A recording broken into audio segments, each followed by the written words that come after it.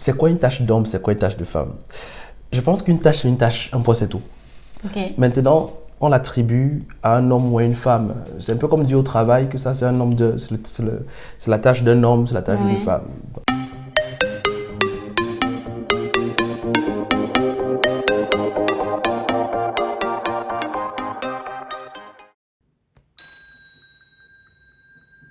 Bonjour à tous, j'espère que vous allez bien. Bienvenue dans le 4e épisode de Ce que pensent les hommes.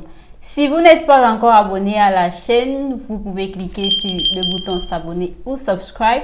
Et si vous avez manqué les précédents épisodes, je vous invite à les regarder dans la playlist Ce que pensent les hommes. Aujourd'hui, je suis avec Néris et le sujet que nous aborderons aujourd'hui, c'est les responsabilités des hommes dans le foyer. Comme d'habitude, je vais laisser le soin à Néris de se présenter. Il vous dira qui il est, ce qu'il fait dans la vie, s'il est marié ou pas et depuis combien de temps. Alors Néris, tu as la parole. Ok, bonjour à toi, bonjour à vous. Moi, c'est Néris Ngassa, ingénieur en informatique. Je suis marié depuis 2 ans, bientôt 3 ans. Et voilà. Merci Néris pour cette présentation. Merci. Alors aujourd'hui, on va aborder le sujet des responsabilités des hommes dans le foyer. Et on a quelques questions qu'on aimerait te poser sur le sujet. Je vais essayer d'y répondre. D'accord. Dans les sociétés patriarcales, l'homme était responsable d'offrir un toit à sa famille, pourvoir aux besoins de sa famille. Et la femme, généralement, s'occupait d'entretenir la maison, d'éduquer les enfants. Aujourd'hui, les choses ont beaucoup évolué et hommes comme femmes se battent dehors, on va dire, pour subvenir aux besoins de la famille et tout. Et dans ce contexte-là, on se demande en fait quelles sont les responsabilités de l'homme dans ce contexte-là et quelles sont les responsabilités de la femme. Est-ce qu'on est encore au niveau où l'homme est celui qui cherche exclusivement de quoi pouvoir aux besoins de la famille et la femme est celle qui s'occupe exclusivement de l'entretien de la maison, de l'éducation des enfants et j'en passe. D'accord. La question, c'est de savoir c'est quoi la responsabilité de l'homme vis-à-vis de sa famille. De sa famille, oui. Alors, dans cette société actuelle. Dans cette société. Alors, je pense que sur la base de la parole de Dieu, elle n'a pas changé. Les sociétés peuvent évoluer comme elles veulent, mais la parole n'a pas changé. La responsabilité de l'homme vis-à-vis de sa famille, de sa femme, c'est de l'aimer. Au plus large sens du terme, c'est de l'aimer, de s'assurer qu'elle ne manque de rien, elle, sa famille, son époux, sa famille, que dans sa femme, ses enfants ne manquent de rien, qu'ils sont épanouis.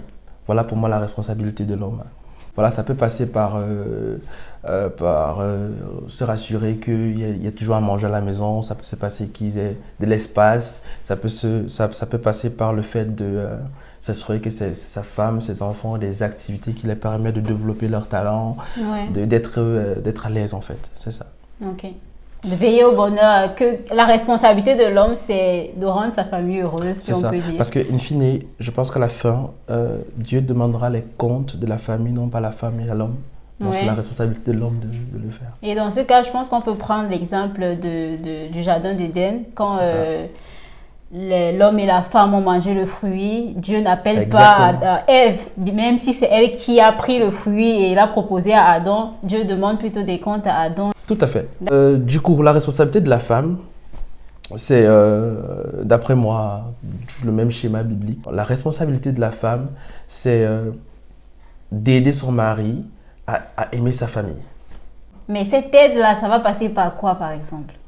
Je pense que il n'y a pas de formule exacte. C'est à chaque couple, je dirais, de se comprendre et de savoir où est-ce que là, il faudrait que je l'aide.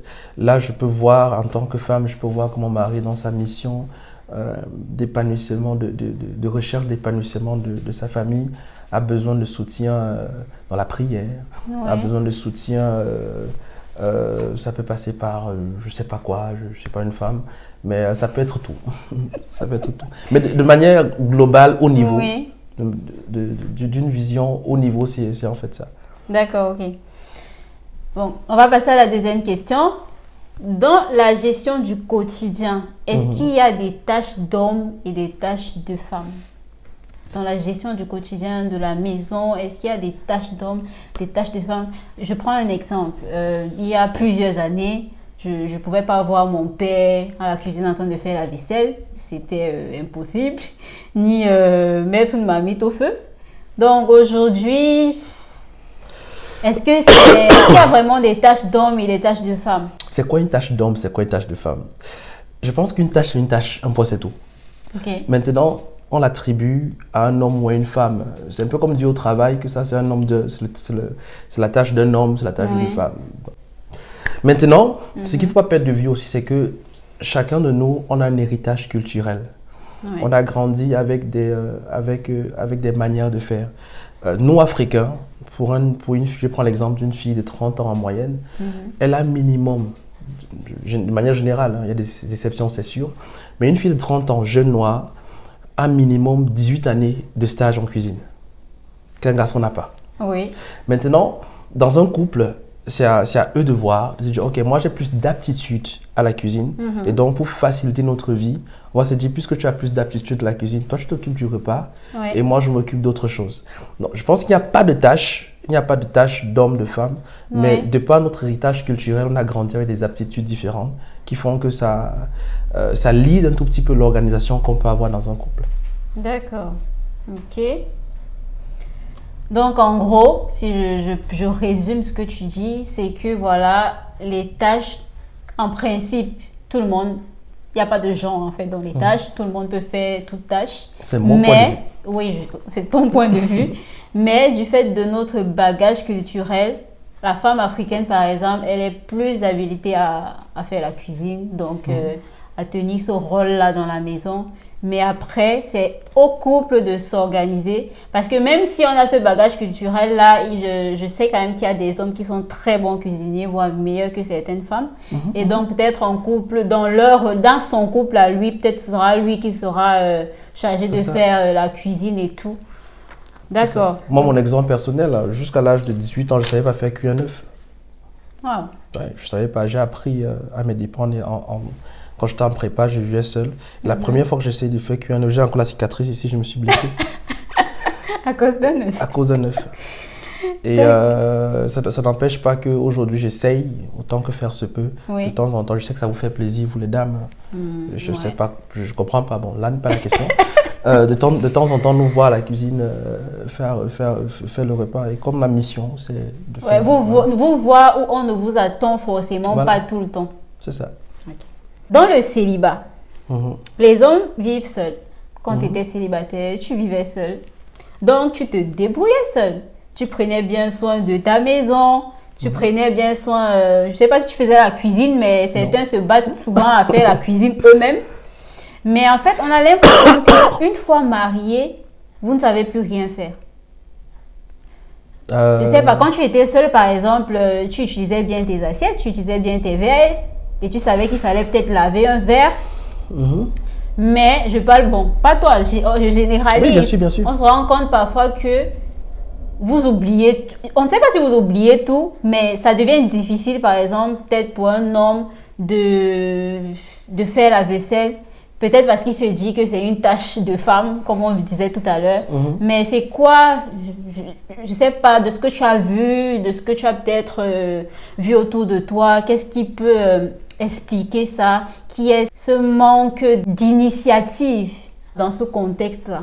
Alors, qu'est-ce qui peut expliquer qu'un homme qui, avant, prenait bien soin de sa maison quand il était célibataire, une fois marié, il ne le fait plus? Je ne sais pas ce qui pourrait expliquer ça. Je ne sais pas, moi, comme je l'ai dit tout à l'heure, moi je préparais presque pas quand j'étais étudiant. Et après, je pense que, je vais revenir peut-être sur le côté culturel. Je pense qu'on ne se trompe pas, on est fortement impacté par ce qu'on a vu nos pères faire.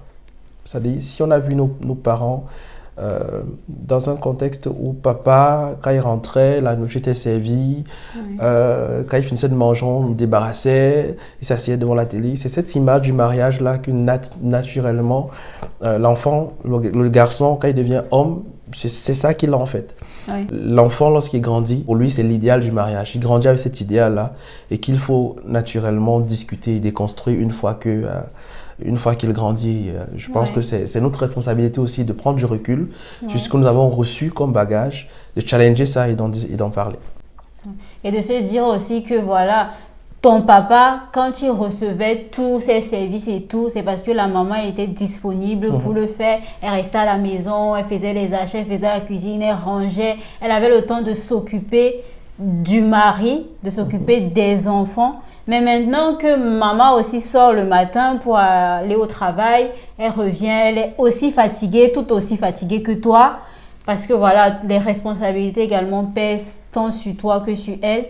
Et voilà qu'il faut s'asseoir et discuter de comment, c'est vrai que la femme elle aide et tout, mais de comment, dans son rôle d'aide, l'homme peut également l'aider. Parce que si elle est aidée, elle peut mieux aider. Si elle est overbookée, si elle n'arrive plus à tenir, elle ne pourra pas jouer ce rôle d'aide là pour son mari. Tout à fait.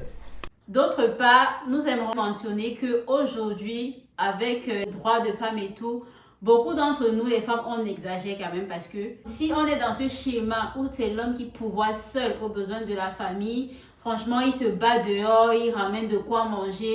Et si nous, on reste à la maison, c'est normal qu'on prenne soin de la maison. Et que quand il rentre, il trouve un cadre paisible à la maison pour pouvoir, voilà, recharger les batteries, pour pouvoir sortir demain et continuer à faire son travail et tout.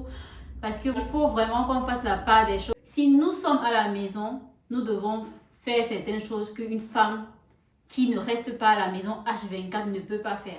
Et donc ne poser pas... même la même question. Qu'est-ce qui expliquerait que une jeune fille qui sort du Cameroun, fraîchement arrivée en France, elle est mariée, fraîchement arrivée, elle n'a pas encore de travail, son mari travaille, mais elle réclame les mêmes droits.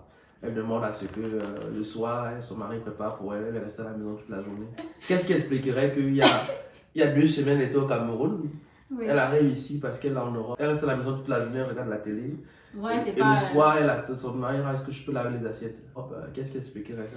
Je pense que c'est l'influence de l'environnement, tu vois. Donc quand tu arrives dans un cadre où tu vois par exemple que je vais chez ma copine par exemple qui est ici en France depuis, elle est mariée et tout, je vois comment son mari balaye la maison, je vois comment son mari range, je vois comment son mari sort la poubelle. Ça donne envie quand même, tu te dis, ah mais cet homme travaille, machin truc. Mais tu ne vois pas, exactement. Tu ne vois pas le contexte. Le couple, lui, il est dans une dynamique différente d'une autre. Donc par exemple, celui-là, il va aider sa femme parce que sa femme sort le matin, sa femme est overbookée. Mais tu ne peux pas t'attendre à ce que ton mari fasse de même alors que tu restes à la maison toute la journée. Tout à fait. La question suivante. Aujourd'hui, dans les couples, certaines femmes, bien que travaillant également 5 jours sur 7 comme les hommes, sont délaissées avec toutes les tâches ménagères. Certains hommes estiment que ce n'est pas leur travail et d'autres n'ont pas tout simplement conscience que les femmes ont besoin d'aide. Ce qui est très souvent sujet aux tensions. Quelle est la manière la plus sage de dire, voilà, c'est vrai que nous deux on sort, c'est vrai que j'ai l'habitude de faire ça, mais j'en peux plus. Parfois, certaines avec l'arrivée des enfants, ça devient une autre histoire, il faut gérer les enfants et tout. Donc, comment avec sagesse aborder la question sans toutefois blesser en fait l'autre? Alors, pour moi, je pense qu'il n'y a pas de formule magique. D'emblée. Voilà. Les formules magiques, ça ne marche pas pour moi. Mais là, de base, pour répondre à la question, je dirais, il faut le faire sur une intention constructive et avec bienveillance. Généralement, ça marche. Si l'intention est constructive et il y a de la bienveillance, ça marche. Ne pas perdre de vue aussi que généralement, on a des niveaux de sensibilité différents. Oui. C'est-à-dire, moi je peux estimer que le sol là, il est propre. Mais pour un maniaque ou une maniaque, lui va estimer que c'est pas suffisamment propre. Oui. Il faut réussir avec bienveillance, comme je le disais, à faire comprendre que voilà, c'est pour moi c'est sale, pour moi c'est pas suffisamment propre. Et dans la démarche de faire plaisir à l'autre, dans la démarche d'aimer l'autre, Oui. on va se rendre compte qu'en fait, que même si pour moi c'est suffisamment propre et que mon conjoint, ma conjointe n'est pas à l'aise avec cette situation, puisque je l'aime et que je veux qu'elle soit épanouie, Oui. je vais faire le nécessaire pour qu'elle soit, pour qu'elle soit à l'aise, quoi. Donc pour moi, il n'y a pas de manière, il n'y a pas de meilleure manière, mais juste l'intentionnalité constructive et de la bienveillance. D'accord. Le mot-clé, c'est la bienveillance, je crois. Dire à quelqu'un avec colère ou avec les cris que je veux que ceci soit fait et le dire avec tendresse ou bien avec amour, Oui, bien peut-être, sûr. ça, Bien il y a sûr. une différence quand même. Clairement. Surtout encore nous les hommes, quand on se dit la vérité, on a au fond de nous de l'orgueil. Un orgueil qui est très facilement réveillé lorsqu'une dame nous parle d'une certaine manière. Je pense que voilà, on est conscient de ça. Et en tant que femme qui parle à un homme ou qui parle à un homme, elle devrait tenir compte de ça et se dire, et ne pas justement réveiller cet orgueil-là. Il faut tenir compte de ça. Donc, comme tu disais, bienveillance, tendresse, si c'est dans le cadre d'un mariage, tendresse et amour et bienveillance en fait. D'accord. Et après, il y a des personnes également qui ne se rendent peut-être pas compte du niveau de responsabilité qu'ils ont vis-à-vis, par exemple, de leur épouse. Quand tu ne connais pas la charge de quelque chose, tu ne peux pas savoir à quel point ça étouffe la personne. Donc, si tu ne comprends pas peut-être comment on fait le condré, ou bien le cuit, ou bien le coquille, pour toi, tu es assis, tu reçois, tu ne sais pas peut-être quelle est la souffrance, quel est le temps que la personne a mis pour faire cela. Donc, je pense aussi que beaucoup d'hommes, intentionnellement, ne décident pas de ne pas faire certaines choses, mais ils ne comprennent pas le poids qu'il y a derrière le ménage, par exemple, pour lui faire quelque chose de tout bête, tout simple, de toutes les façons, il faut juste passer l'aspirateur, je vois pas pourquoi tu me saoules peut-être avec ça et tout. Mais pour la femme, parfois c'est quelque chose qui nous fait, c'est pas tant la tâche parfois, c'est quelque chose qui nous fait plaisir juste d'être aidé, voilà, de voir que je me suis réveillée le matin, mon mari a nettoyé, c'est tellement... je sais pas, j'aurais pu le faire, j'avais peut-être le temps de le faire, mais le fait de voir qu'il ait fait ça, ça me donne, voilà, ça me donne du baume au cœur, ça me donne de la pêche et tout. Et la question que j'ai, c'est, étant donné que certaines personnes n'ont pas conscience de ces responsabilités-là, qu'est-ce que tu penses en fait du retour à la liste des tâches, par exemple? Quand on était petite, voilà, on avait les tâches de la semaine, avec le nom de chacun. Laetitia, elle va laver le sol. Michel va faire ceci. Tu vas faire cela. Voilà. Peut-être dans cette idée que l'homme n'est pas forcément conscient qu'il y a ça. Par exemple, l'histoire de nettoyer le sol tout à l'heure. Pour toi, c'est peut-être pas sale. Mais si on se dit que voilà, chaque semaine, on doit nettoyer une fois au moins, même si c'est pas sale, tu sais au moins que chaque semaine, le sol doit être nettoyé. Donc, qu'est-ce que tu penses de la liste des tâches dans un couple? Alors, personnellement, c'est une approche cartésienne que j'apprécie beaucoup. Et par contre, je ne l'appellerai pas liste des tâches, je l'appellerai responsabilité. Et que voilà, qu'on définisse des habitudes et que chacun prend la responsabilité de faire cette habitude-là. Moi, j'ai fait une liste d'habitudes dans plein de domaines. Et si on prend le domaine du nettoyage, par exemple, c'est comme tu l'as dit, c'est de se dire qu'il pleuve ou qu'il neige, que le sol soit propre ou sale. Faudrait le balayer une fois par mois. Et ça se discute en couple, si on est en couple. De se dire, ok, je trouve qu'une fois par mois, c'est petit, c'est petit. Voilà. On s'accorde de ça. Une fois que les habitudes sont définies, on se dit, ok, moi, je prends la responsabilité de sortir les poubelles à telle fréquence, ou quand c'est plein, et toi, tu prends la responsabilité de faire autre chose. Donc, je suis tout à fait d'accord avec ça. Ça va éviter certainement des désaccords, des problèmes qui vont enchaîner certainement d'autres derrière. Ouais. Et après, se dire aussi que si une des personnes est dans l'incapacité de faire ce qu'on attend d'elle, que l'autre puisse prendre le relais sans pouvoir se dire que c'est pas ma tâche, parce que le risque avec ça c'est aussi de revenir au truc, non, c'est pas moi qui dois faire ça, c'est elle de toute façon. Alors que si la personne est dans l'incapacité de faire, il faut bien que la maison soit bien gérée, que la maison soit... C'est ça, c'est pas parce que j'ai la responsabilité de faire quelque chose que si il y a une urgence, si l'enfant fait tomber quelque chose au sol et que la personne qui est responsable du sol n'est pas là, ça va rester ça va là. rester. Voilà, je pense qu'on est adulte et voilà.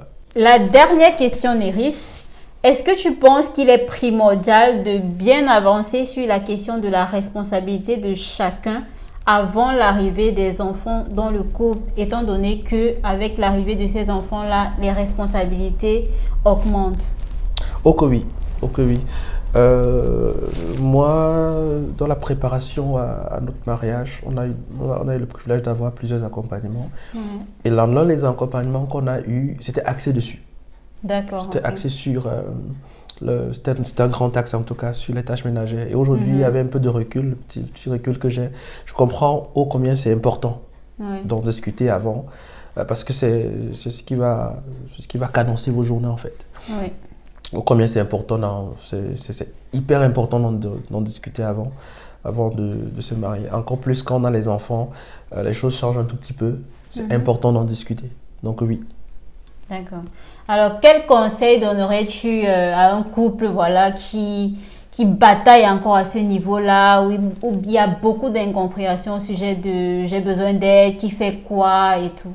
Quel conseil tu pourrais leur donner pour dépasser ces conflits?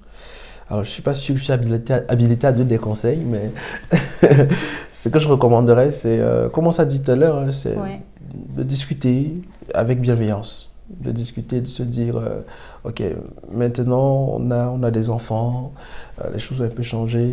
Et je pense que, je vais revenir à ce que je disais aussi tout à l'heure, je pense que dans un couple, quand les deux s'aiment, ils vont voir naturellement que telle tâche, ça prend beaucoup de